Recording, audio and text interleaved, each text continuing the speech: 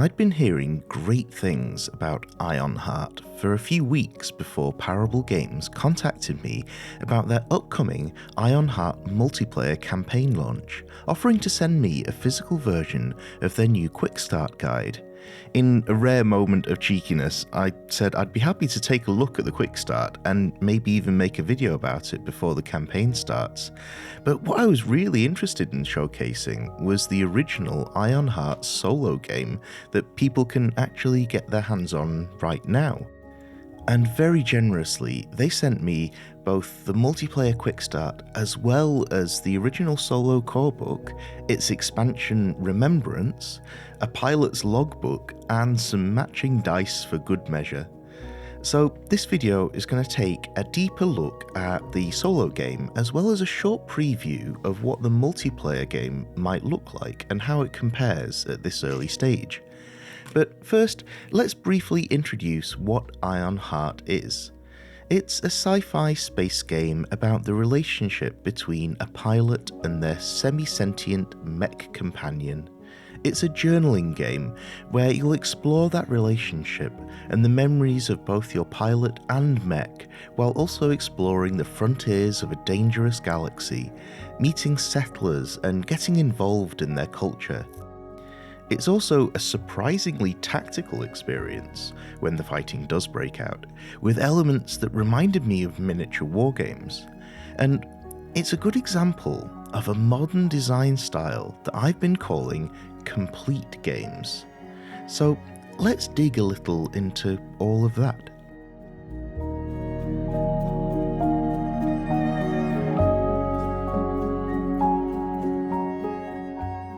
These are lovely little A5 hardbacks with good quality paper and binding.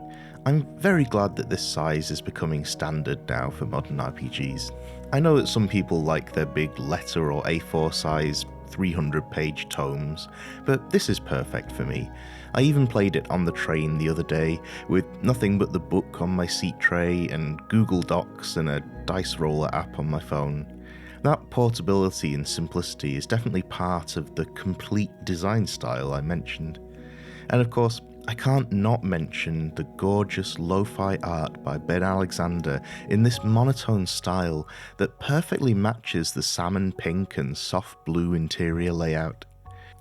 We have a short lore section inside, followed by character creation and rules, but the majority is actually non-linear adventure content called story circuits that I'll definitely get into. A couple were written by guest writers Tim Roberts of Critical Kit and Jay Dragon of Possum Creek.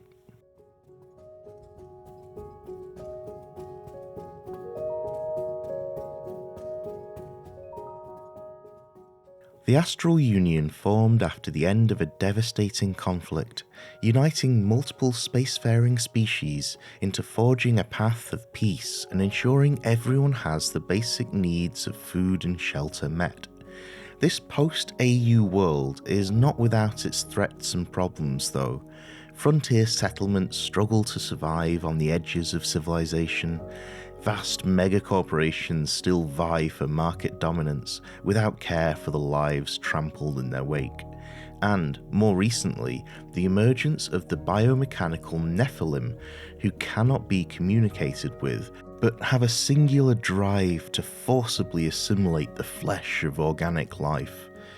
The resulting war was vast and brutal, accelerating technology and resulting in the Nephilim being mostly scattered while the AU reeled from the blow. The tools of that war have been repurposed for peacetime now, and those tools include Mechs. Mechs in the AU are semi-sentient and powered by an ion core that allows a deep bond to form between the machine and their pilot. You'll play both the pilot and the mech as near equal partners as you explore the frontiers of this world together, developing both as characters and as a partnership. It actually has a bit of a space western vibe, the lone wanderer passing through post-war frontier settlements, helping with problems but never really becoming a part of the community before moving on again.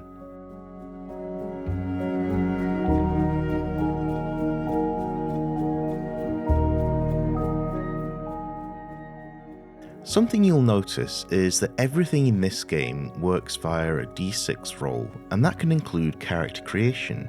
You can choose options, of course, but the process is presented as a series of d6 rolls. First, for your pilot's origin, where you pick one of the species of the AU. This is mostly aesthetic, but it might inform your cultural background. Next, a goal, what drives you to adventure. And then your temperament, which gives you some mechanical benefits. Otherwise, your pilot has two basic stats, body and presence. Next, your mech, which has a few more stats determined by its weight class, shielding, reflex and brawn, as well as sync points for your ion core, which you can spend to activate universal or combat-specific special abilities.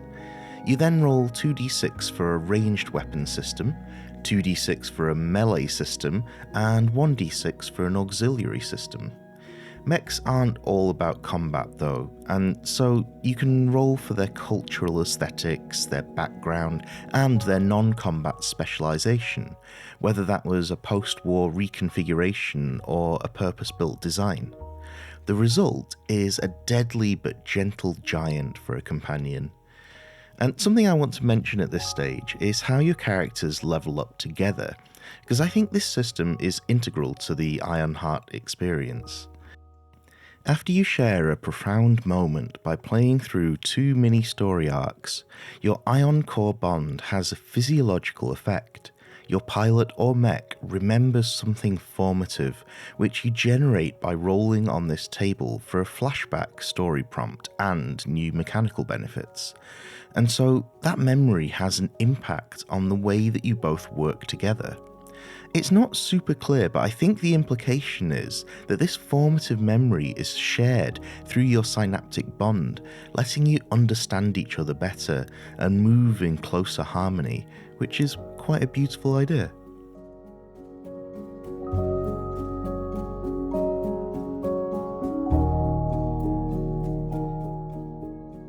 Gameplay itself is generally quite simple.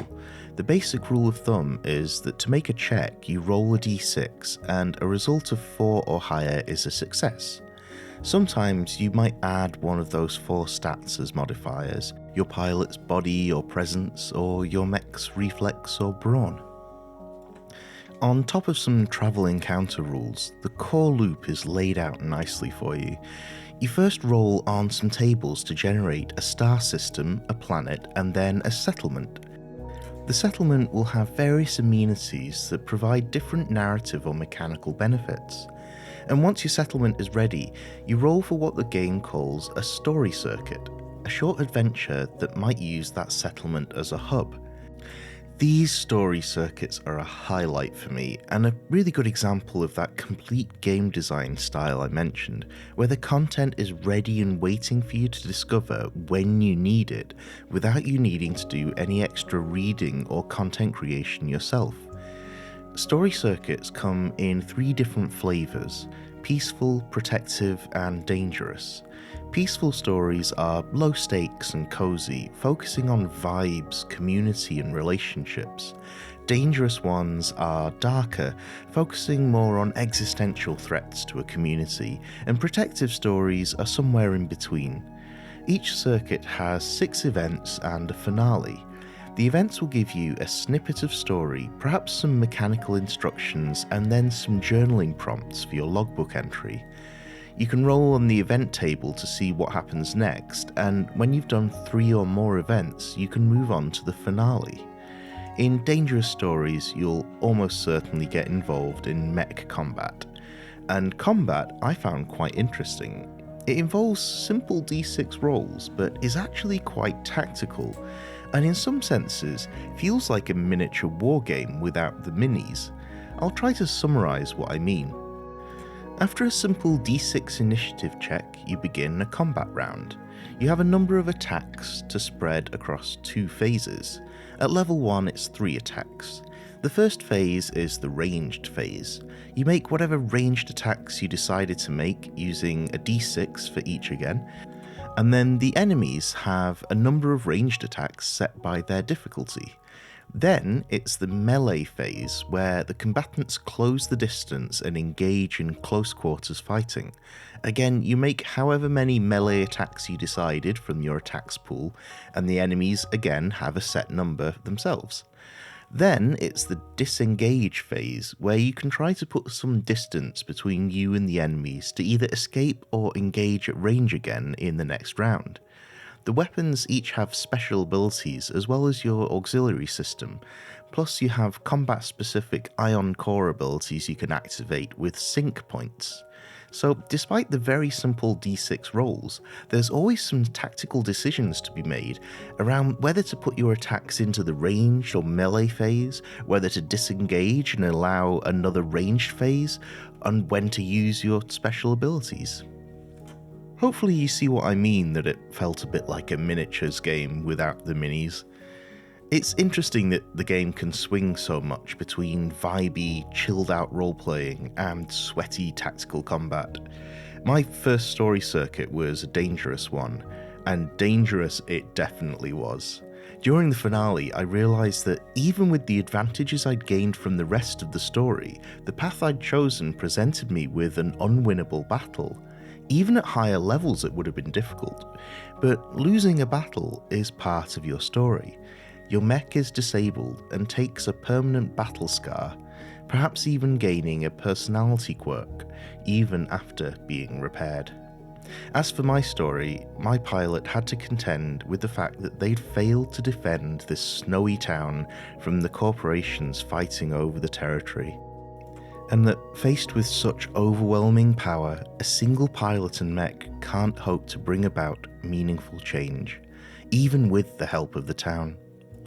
And now that Volton Holdings was in charge here, my pilot would have to leave with only the relationships they'd forged and the knowledge that, well, it could have been worse.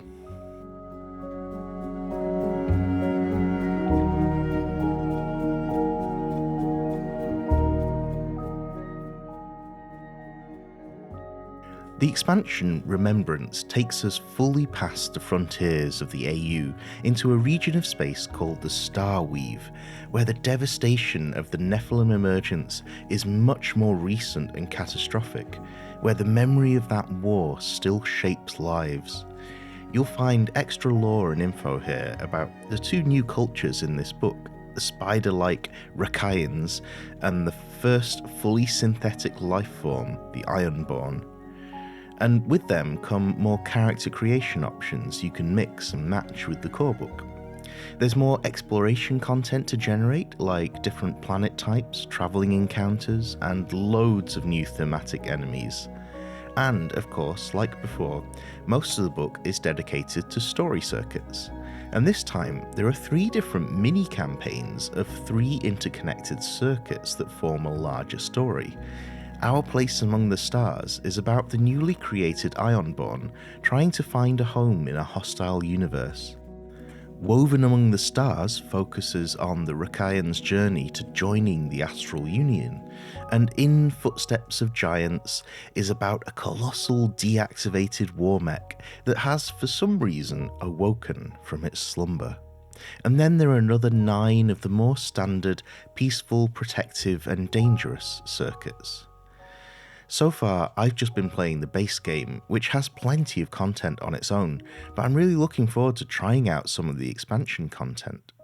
There was something, though, that I was hoping for in the expansion, but didn't get. After I utterly failed to protect that town from warring corporations on my own, I checked to see if I'd missed any info about NPC companions. There's a very basic NPC generator, but there aren't any rules for fighting alongside friendly NPCs. There is a 2-player mode, but that's for one player playing the pilot and the other playing the mech. It makes sense in that the game is really about the relationship between your pilot and your mech, but I still think I'll homebrew my own rules for that.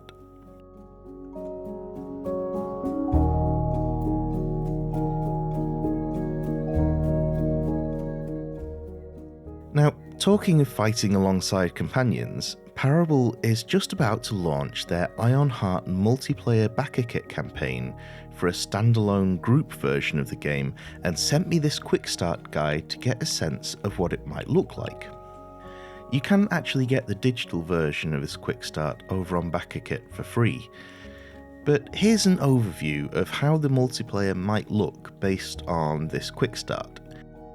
Firstly, I don't know if this is intentional, but I did enjoy the thematic shift in art style from monotone to 3 tones in the quick start, adding a cream colour to the blue and salmon scheme. It's just a fun little detail. Secondly, the mechanics shift to a much more traditional GM-led game with quite a lot of changes. Your pilot and mech now have 4 attributes each instead of 2, and your pilot has a health stat. And instead of a simple roll a d6 and succeed on a 4+, we're now rolling pools of d6s and have to get a number of successes based on a difficulty set by the GM. There's a collaborative meta currency called Team Fusion Points. You can spend 1 to re-roll a player's check, and a whole 12 can be spent to either level up or for a burst of synergistic power, giving everyone an immediate turn in combat. You also have some additional customization options here, with mod slots for your 3 systems. There's also the option of playing out encounters on a hex grid, and instead of the phases system from the solo game, we get a more trad-style move, attack, and interact action economy. The story circuit in the quick start has some similar wording to the solo game, with a peaceful, protective, and dangerous encounter, but otherwise it's more linear and focuses on the grid map and turn order, making it feel more like a traditional adventure module. So from what I can tell for the multiplayer game, Ironheart is still trying to capture that vibey yet tactical feel of the solo experience, still focusing on the relationship between pilot and mech, but moving towards the design style that I've been calling collaborative, which is slightly crunchy and traditional, but with modern narrative ideas like team-focused meta-currencies.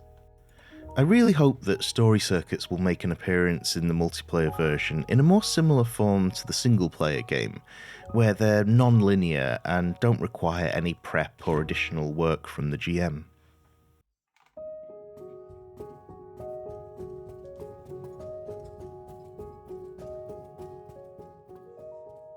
Going back to the original Ironheart, I am fully on board with this modern style of game design that I've been calling complete. The more traditional style is to have a campaign setting guide with info and lore about locations, maybe some story hooks, but then the rest is up to you.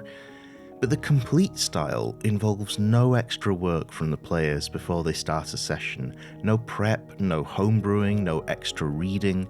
Instead, everything you need is ready for you in the book at the time you need it. It's a really user-friendly way of doing things that doesn't turn players or GMs into content creators. Instead, it uses the lessons learned from both the OSR scene with their love of tables over lore, the story game scene with its clear narrative frameworks, and the solo scene with its zero prep story generation. It means an RPG isn't just a rulebook, it's a fully self-contained game. A complete game. That's the strength of Ironheart that I really hope carries over into the multiplayer version, and what's interesting about it is how it manages to give you everything you need, but also leave the necessary room for your creativity that comes with a journaling experience. There are times when I wanted something a little extra, like name generators for locations and NPCs, a little bit more mechanical meat to go with the prompts, and those companion rules I was looking for. But really, that's partly because there was so much ready-made for me that I sometimes kind of forgot that it's a journaling game. And so, if you're thinking about giving journaling a try, but want some more familiar RPG elements like stats and dice and adventures, Ironheart is a perfect game to pick up.